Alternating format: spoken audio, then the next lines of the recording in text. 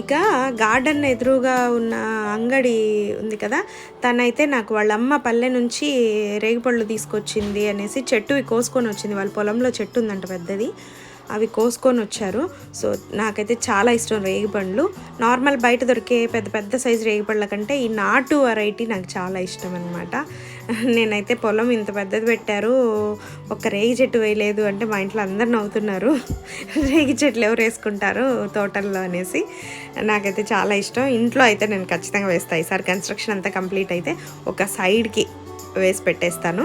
ఇక రేగిపళ్ళు చూసుకొని తృప్తిగా అవి తినడం స్టార్ట్ చేసిన తర్వాత ఇంకా కూరకి పొలం నుండి ఏమీ తీసుకురాలేదు, సారీ మా తోట నుంచి ఏం తీసుకురాలేదు. అందుకు మిద్ది పైన టమాటో పండ్లన్నీ మాగాయి అనేసి ఇంక అప్పటికప్పుడు కోసుకుంటున్నాం కూర చేయడానికి.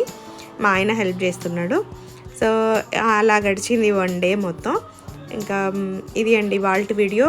మంచి మంచి